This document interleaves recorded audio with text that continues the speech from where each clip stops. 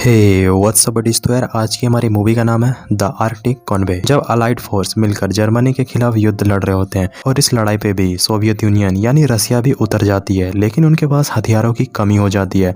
जहां उनकी मदद करने के लिए हथियारों से भरा हुआ शिप भेजा जाता है, लेकिन जर्मनी नहीं चाहती थी कि वो हथियार सोवियत तक पहुंचे, इसलिए उस पर सबमरीन और एयरक्राफ्ट से हमला करवाती है। मूवी पे बैक टू बैक ट्विस्ट है, इसलिए मूवी को पूरा एंड तक देखना।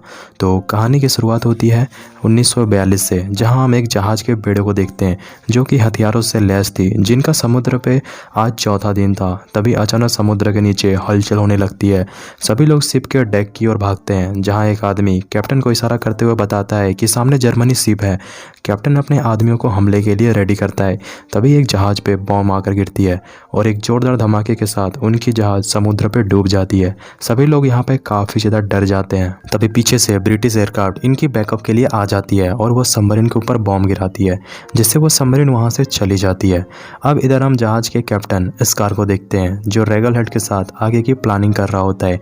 जहाँ रेगल हेड स्कार से कहती है, हमें इस सेकंड रेडियो ऑपरेटर को बदल देना चाहिए, यह एक नंबर का गधा है, टाइम पे कहीं भी रिस्पॉन्स नहीं करता है। स्कार कहता है, नहीं, यह सबसे अच्छा मॉरगार्ड पड़ता है। इधर हम शिप के को कैप्टन मार्क को देखते हैं, जिसे स्कार सभी मेंबर से मिलवाता है। अब इनका समुद्र पे 7 दिन पूरा हो चुका था। स्कार यहाँ पे रेगन हेड से कहता है, मार्क मुझे कुछ ठीक नहीं लग रहा है, इसलिए तुम उस पर नजर रखना। अब रात पे रेगन हेड जब सोई होती है, उसे ब्रिटेन का मैसेज आता है, जिसे कोड में वो नोट कर लेती है। तभी वहाँ स्कार आता है और दोनों इस मैसेज को पढ़कर शॉक्ड हो जाते हैं, जिसपे लिखा हुआ था कि काफिले को भंग किया जाता है और लोगों की सुरक्षा के लिए सभी लोग वापस आ जाएंगे। यानी ब्रिटेन ने हथियारों की मदद को वापस ले ली थी। अब स्कार यहाँ पे वॉइस कैप्टन से उसकी राय मांगता है, जहाँ मार्क कहता है, हमें वापस लौट जाना चाहिए और हम बिना मिलिट्री के रसिया नहीं पहुंच पाएंगे। स्कार कहता है, ब्रिटेन ऐसा क्यों कर रही है? रेगनल कहती है, शायद जर्मनी सबमरीन हमारी ओर बढ़ रही है। यहाँ पे जहाज का इंजीनियर भी कहता है कि हमें आइसलैंड वापस लौट जाना चाहिए, हमारे इंजन भी सही से काम नहीं कर रही है।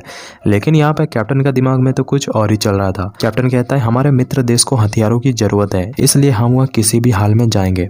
मार्क कहता है, बाकी के लोगों को क्या बताओगे?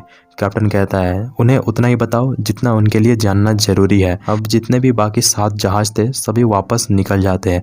तभी रेगन हेड को अलग अलग जहाज से सिग्नल आ रहे थे, जहां पे उन्हें मालूम पड़ता है कि इनके साथ जितने भी जहाज आए थे और जो वापस जा रहे हैं, सभी को जर्मनी ने मार गिराया है। लेकिन कैप्टन को यह सारी बातों से कोई भी फर्क नहीं पड़ता। वो शिप की रफ्तार को आगे बढ़ाने के लिए कहता है। तभी वॉइस कैप्टन को सामने एक डूबता हुआ शिप दिखता है, जहाँ के लोग शिप के ऊपर चढ़कर मदद के लिए बुला रहे थे। वॉइस कैप्टन अपनी शिप को उनकी ओर मोड़ देता है।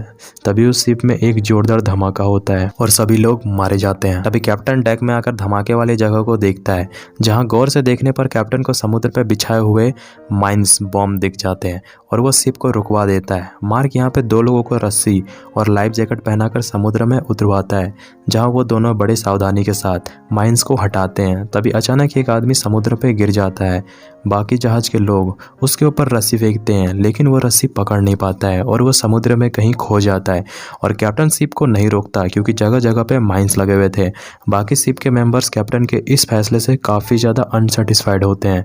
मार्क यहाँ गुस्से में कैप्टन से कहता है, अगर अगली बार समुद्र पे उतरना हो तो खुद उतरना, तुम्हारे वजह से वो बच्चा मारा गया। कैप्टन कहता है, हमें बहुत सारे हार्ड डिसीजन लेने पड़ते हैं, अगर मैं तुम्हारे हिसाब से चलता तो सभी लोग अब तक मर चुके होते हैं। अब कैप्टन यहाँ पे एरिक के पास खाना लेकर जाता है, जो कि इंजीनियर है। एरिक कहता है, मैं अब ये जहाज छोड़ना चाहता हूँ। कैप्टन कहता है, यहाँ कोई भी अपनी मर्जी से नहीं आया, तुम हमें मुरमुस तक छोड़ दो, उसके बाद तुम जा सकते हो। एरिक हाँ कर देता है और कहता है, जहाज का इंजन खराब है, अगर हम धीमी गति से चले तो हम सही सलामत पहुंच सकते हैं। तभी एक क्रू मेंबर एक्सटेंशन का सामान लेने के लिए उसके रूम पे आता है, जहां वो रेगन हेड से कहता है कि जहाज पे अब तुम्हारे अलावा किसी को भी मोर्स कोड पढ़ना नहीं आता, इसलिए अब से तुम्हें ही पढ़ना होगा। एरिक के हाथ से एक्सटेंशन की डायरी नीचे गिर जाती है, जिसे जब एरिक पढ़ता है तो उसे मालूम पड़ता है कि दूसरे शिप से वार्निंग के सिग्नल आए थे, लेकिन कैप्टन ने उनसे यह सारी बातें छिपाई थी। इधर मार्क स्कार को जाकर बताता है, मिलिट्री सिक्योरिटी हटने वाली बात सभी क्रू मेंबर को मालूम पड़ चुकी है। कैप्टन अपनी गन लेकर सभी क्रू मेंबर के पास जाता है, जहाँ सभी लोग कैप्टन के ऊपर काफ़ी ज़्यादा भड़क जाते हैं। कैप्टन सभी को शांत करता है। अब उनके जहाज को समुद्र पे 9 दिन हो चुके थे। तभी रेगन हेड को किसी जहाज से कुछ सिग्नल मिलता है। वो कोऑर्डिनेट कोऑर्डिनेट को पता करती उससे पहले ही कनेक्शन टूट जाता है। कैप्टन जब बाहर जाकर देखता है एक जहाज डूब रही होती है, तभी अचानक से वहाँ एक एयरक्राफ्ट आ जाती है और कैप्टन सभी गन को उनकी पोजीशन लेने के लिए कहता है। एयरक्राफ्ट उनकी जहाज पे हमला कर देती है, जिससे शिप का काफी ज्यादा नुकसान हो जाता है। जहाँ डेक पे एक आदमी एवेंसन काफी ज्यादा डरा हुआ था, वो एयरक्राफ्ट दोबारा से इनके ऊपर बॉम्बिंग करते। उससे पहले मार्क एवेंसन को बचाने के लिए जाता है। प्लेन के इस हमले पे वेंसन मारा जाता है और बाकी के लोग डेक पे लगी आग को बुझाने पे लग जाते हैं। इधर मार्क कैप्टन के पास पहुंचता है जो पूरी तरह से घायल हो गया था।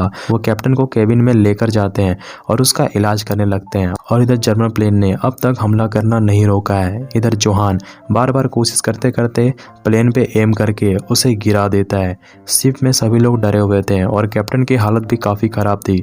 मार्क कहता है इस जहाज का कैप्टन अब मैं हूँ और हम वापस आइलैंड जाकर सभी क्रू मेंबर को बचा सकते हैं। रेगनल कहती है तुम इस काम के लिए गिरफ्तार हो सकते हो, मैं तुम्हारा साथ नहीं दूंगी। मार्क यहाँ पे अपनी चाल चलता है और वो कैप्टन को नींद का ओवरडोज दे देता है ताकि वो ज़्यादा समय तक सोया रहे और वो अपना काम कर सके। मार्क कैप्टन के गन को लॉकर पे लॉक कर देता है और कैप्टन के गेट को बाहर से, और वो सीधा एरिक के पास जाता है और पूछता है इंजन अभी तक स्टार्ट नहीं हुआ। एरिक कहता है इंजन खराब हो चुका है, धीमी गति से हम बस कुछ ही दूर तक जा सकते हैं, उसके बाद इंजन को 12 से 13 घंटे के लिए बंद करके इसे बनाना होगा। मार्क जाकर सीधा रेगनहेल्ड से मिलता है। रेगनहेल्ड उसे बताती है कि मुझे बहुत सारे जर्मन प्लेन के सिग्नल मिले हैं, अगर इतना ही स्पीड से हम आगे बढ़ते रहे तो जर्मन प्लेन हमें ढूंढकर पानी में डुबो देगी। मार्क यहाँ पे फंस चुका था, ना ही वो आइलैंड वापस जा सकता है ना ही वो सोवियत यूनियन। मार्क यहाँ पे मैप को ध्यान से देखता है और काफी कैलकुलेशन करने के बाद वो जहाज को नॉर्थ साइड पे मोड़ देता है। मार्क सभी क्रू मेंबर को डेक पे बुलाता है और सभी से कहता है जर्मन प्लेन ने हमारे 2 लोगों को मार दिया है, हमारे कैप्टन की भी हालत काफी खराब है, इसलिए हम नॉर्थ की ओर जा रहे हैं जो कि जर्मन प्लेन के दायरे से बाहर है, जहां हमारे ओवर बोट किसी के नज़र में नहीं आएगा, लेकिन हमें काफ़ी टाइम मिलेगा अपने यू बोट को ठीक करने का। सभी लोग एवेंसन को अंतिम विदाई देते हैं और सभी लोग वापस अपने कैबिन पर लौट जाते हैं। इधर हम जोहान और सिगार्ड को देखते हैं, जहाँ जोहान अपनी हाथों पर टैटू बना रहा होता है क्योंकि इसने 90 एयरक्राफ्ट को मार गिराया और वो जितने प्लेन को मार गिराता है वो उतनी बार अपने हाथों पे एक निशान बनाता है। अब इनको समुद्र में 12 दिन हो चुके थे और वो एक बर्फ वाले एरिया पे एंटर करते हैं जहाँ चारों तरफ सिर्फ बर्फ ही बर्फ थे, जहाँ जर्मन एयरक्राफ्ट नहीं पहुंच सकते। मार्क दोबारा से कैप्टन के कमरे पे जाकर उसे बेहोशी का इंजेक्शन दे देता है। मार्क जब डेक में जाता है जहाँ जोहान मशीन से बर्फ को हटा रहा होता है, मार्क कहता है यहाँ जर्मनी एयरक्राफ्ट नहीं आ सकते। तभी बाहर रेगनहेल्ड आकर मार्क से कहती है तुमने यहाँ आकर काफी अच्छा किया, शिप के इंजन रिपेयर होने तक रशियन एयरक्राफ्ट भी यहाँ आ सकती है और क्रू के मेंबर भी आराम कर लेंगे। मार्क कहता है ऐसा नहीं हो सकता क्योंकि पिछले बार हमारी शिप जब एक बर्फीली जगह पे फंसी थी, हमने सोचा था कि रशिया एयरक्राफ्ट हमारी मदद करने के लिए आएगी, वहां से बहुत सारे एयरक्राफ्ट गुजरे लेकिन किसी ने भी हमारी मदद नहीं की। क्रू के सभी लोग मारे गए, सिर्फ हम 4 लोग ही वहां से जिंदा बच गए। अब आज उनका जहाज पे 13वां दिन था।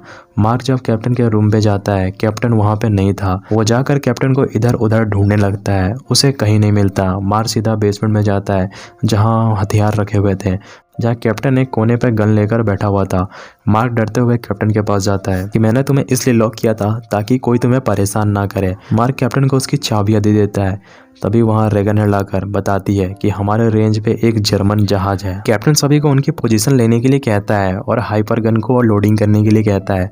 मार्क कहता है सारे हथियार जम चुके हैं। कैप्टन कहता है हमारे पास तोप भी तो है जिसे हम रसिया लेकर जा रहे हैं, लेकिन एक परेशानी थी कि उस तोप को कार्गो से ही ऊपर ले जाया जा सकता था, इसलिए वो बेसमेंट से ही तोप को हवा में सेट कर देते हैं। जहाँ मार्क देखता है कि मौसम साफ होता जा रहा है, इस तरह तो जर्मन एयरक्राफ्ट उन्हें ढूंढ ले, वो सभी पूरे जहाज को व्हाइट कलर से पेंट कर देते हैं, जहाज बर्फ में खो जाए और वो एयरक्राफ्ट के नज़र पे ना आए।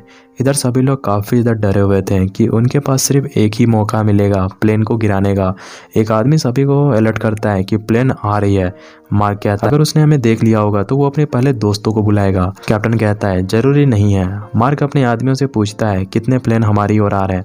मार्क कहता है उसने हमें नहीं देखा। कैप्टन कहता है तुम्हारा दिमाग खराब है, वो हमारी ओर आ रहे हैं। अब यहाँ पे रेगनहेल्ड भी मार्क का साथ देती है और कहती है शायद उन्होंने हमें नहीं देखा, अगर हमने तोप चलाई तो जरूर हम उनकी नज़र में आ जाएंगे। मार्क जोहान को तोप चलाने से मना करता है, लेकिन कैप्टन किसी की बात नहीं सुनता। वो तोप चलाने के लिए ऑर्डर देता है। उल्टी गिनती शुरू हो जाती है। एयरक्राफ्ट उनके काफी करीब आ जाता है और चली जाती है।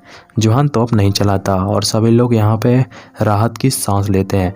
कैप्टन अब यहाँ पे मार्क को जहाज का कैप्टन बना देता है। अब मार्क, जो पहले वापस घर जाना चाहता था, वो अब रसिया जाकर उनकी हेल्प करने का फैसला करता है।